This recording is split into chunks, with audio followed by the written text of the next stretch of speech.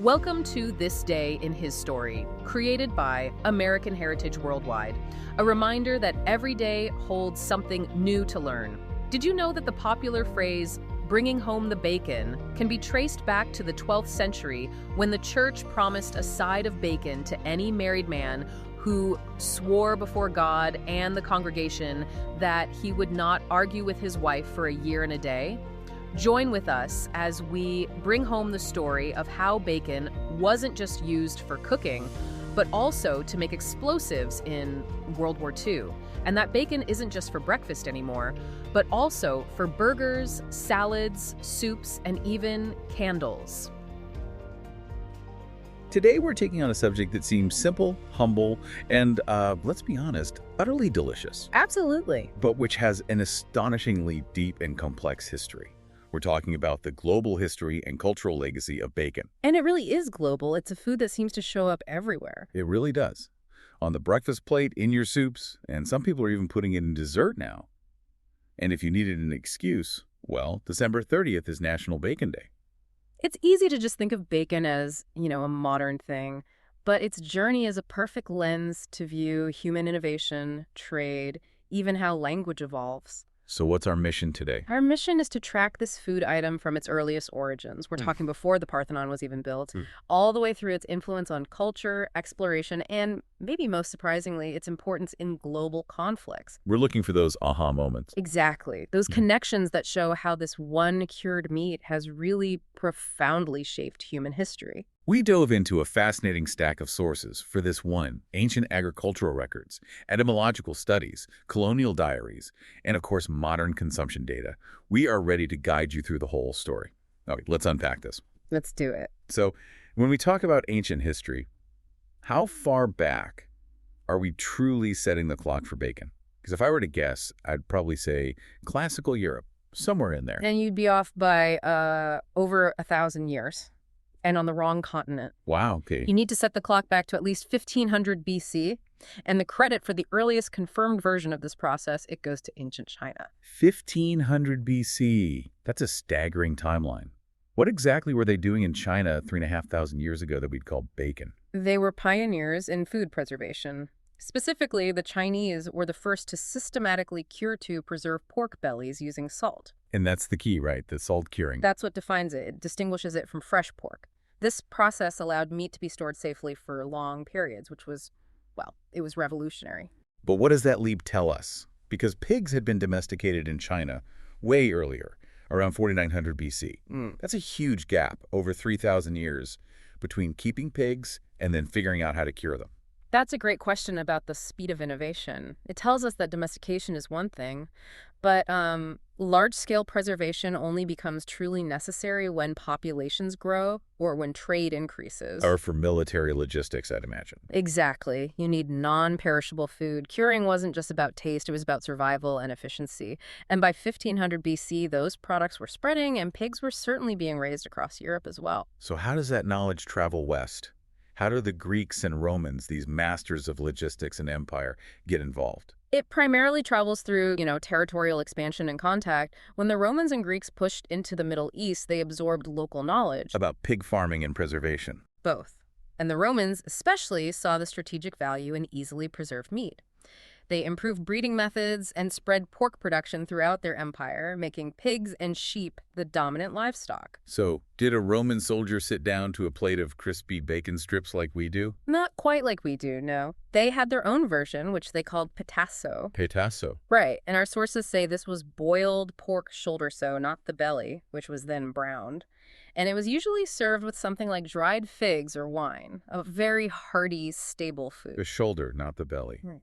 And boiling it first. Why? Was that just a taste preference? It probably speaks to different goals. Curing the belly with a lot of salt was for long-term storage and flavor. Boiling the shoulder and then browning it was likely faster, and it maximized the use of that cut maybe for military rations or for large public feasts. So every part of the animal had a purpose. Exactly. It shows the pig was a comprehensive resource. Every part was processed according to specific local or logistical needs. Okay, let's fast forward to the medieval period where we can finally pin down the actual word. Where does bacon even come from? The word bacon itself, it comes from the Middle English word bacon. Bacon. And it has roots in Old French, German, Old Teutonic. Words like bako and back. What's consistent across all of them is that they all literally refer to the back or the backside of the pig. So the name is just a simple description of the cut. Precisely. And that designation led to more and more specialization in European farming. During the Anglo-Saxon period, for instance, peasants relied heavily on bacon fat as a key cooking ingredient. The value wasn't just the meat. But the rendered fat itself. Right. And that specialization continued, especially in England. So were certain pigs being bred specifically for this? To get better back and belly cuts? Absolutely. The sources point to specific English breeds in places like Yorkshire and Tamworth that were selectively bred just for bacon production. This wasn't accidental. This was early agricultural optimization, tailoring the animal to meet market demand. And this brings us to one of the most famous phrases to come out of all this. Bring home the bacon. It sounds so modern, like something from the industrial age. It sounds like it, but it's much, much older. So what's the real story? The origin is wonderful because it connects bacon not to money, but to, well, to morality. It traces back to the 12th century to an English town called Dunmow. A specific town and a specific event. This is great. Oh yeah, a formalized tradition. It was centered on marital harmony. The town church promised a side of bacon, a huge, valuable prize, to any married man who could swear before God and the whole congregation that he hadn't argued with his wife for a year and a day. Wait, a year and a day. So the reward wasn't for being a good provider, but for keeping perfect domestic peace. Exactly. A husband who could bring home the bacon was held up as this ideal citizen and spouse. It shows how bacon was elevated from just food to a powerful social symbol. A marker of community respect. It had to be a really valuable commodity to be a prize for such a tough challenge. I love that. Okay, so now let's watch the animal itself cross the Atlantic, which just fundamentally changed the Americas. Which explorers were key here? The Spanish explorers. We know Christopher Columbus brought 8 pigs to Cuba at the specific request of Queen Isabella. They knew they needed a reliable, reproducing food source for the new colonies. Right. But the really big moment for North America comes a little later. Hernando de Soto. That was him. In 1539, he brought pigs to what is now Tampa Bay, Florida, for his expedition. He was bringing his food source with him, alive and breeding. And that herd grew fast. I mean, that must have been a huge logistical challenge, but also an incredible resource. It was a massive strategic advantage. Our sources say that within just 3 years before De Soto died, that small herd had exploded to 700 pigs. 700? It meant the explorers were carrying a mobile, self-sustaining food factory with them across the continent. When you introduce that many new animals that multiply so quickly, what's the impact on the local environment and on the native peoples? It definitely changed the ecosystem. The interactions were complex. Some Native American groups reportedly became quite fond of pork, but they also saw the value of the herds. They were known to attack De Soto's party specifically to capture the pigs. The legacy of that introduction is still with us, isn't it? Absolutely. The pigs that inevitably ran away and became feral, they're the ancestors of the wild hogs we now call razorback pigs. So the introduction of these animals just fundamentally changed the landscape of American livestock. It set the foundation for the entire U.S. meat industry. All built on a resource that just thrived in this new environment. Let's jump ahead now, from colonization to a time of global crisis, World War II.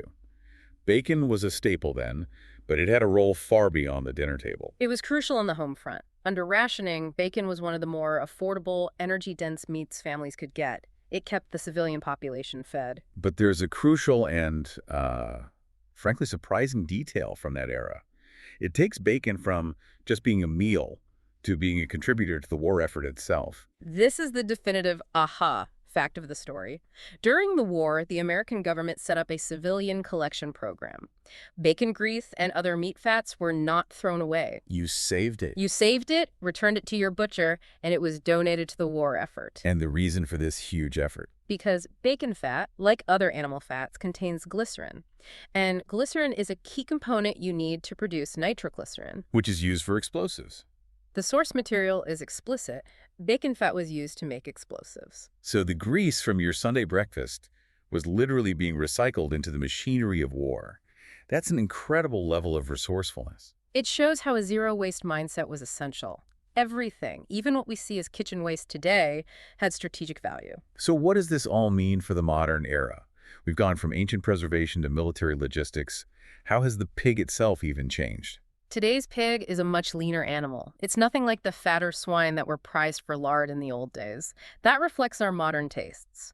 On average, a modern hog gives you about 15 pounds of bacon. And the scale of consumption is it's mind-boggling. Can you give us some hard numbers? The numbers are enormous. More than 1.7 billion pounds of bacon are cooked every single year by just the U.S. food service industry. Just food service, so restaurants, cafeterias. Right. Not even counting what people buy at the grocery store. 1.7 billion pounds. If Yeah. you do the math on that, at 15 pounds per pig, that's about 113 million pigs a year, just for the food service sector. It's an industrial scale that those ancient Chinese curers or medieval farmers could never have imagined. It just shows the enduring popularity of that flavor. And it's moved so far beyond the plate. We see bacon on everything, burgers, salads, soups.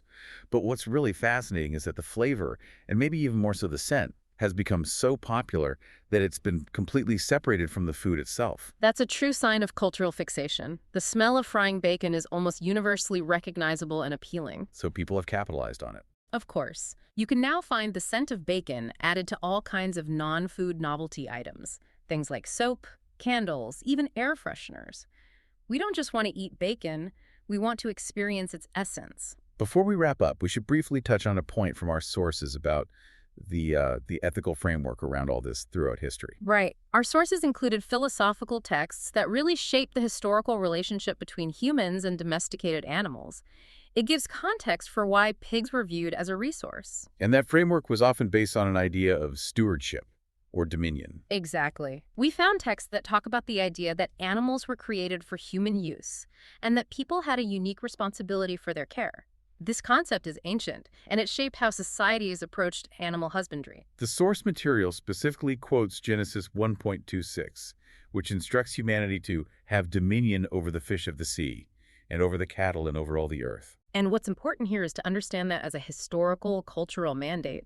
It framed how people for thousands of years justified and managed their relationship with food animals like pigs. It informed everything. The source material actually asks you, the listener, to reflect on this. What do you believe is your responsibility to the creatures created for man? It's a moment for reflection, tying the simple act of eating bacon back to millennia of human-animal interaction. But let's book it home one last time, recapping this incredible journey. We really did take the deepest dive possible. We tracked the process from salt-cured pork bellies in 1500 BC China to the boiled Roman petaso. We learned bring home the bacon was a 12th century marriage test. A symbol of domestic harmony. And we uncovered its frankly shocking role in making WWII explosives from reclaimed cooking grease. It's a history that touches on economics, language, technology, everything. It truly shows how one common food can be an anchor for discussing the entire arc of human civilization. So given this deep history, its role in exploration, its centrality in global diets, and even in warfare, our final provocative thought for you to mull over is this. When you look at history, consider how profoundly human culture, from the words we speak in our ethical frameworks to our ability to wage war, has been shaped by this one incredibly versatile and persistent food item. What other everyday staples hold such hidden power? Thank you for joining us for this day in his story. May the lessons of yesterday inspire you to see God's hand today and to play your part in his story now. For more faith-based learning, visit ahsworldwide.org, the homeschool for faith and family.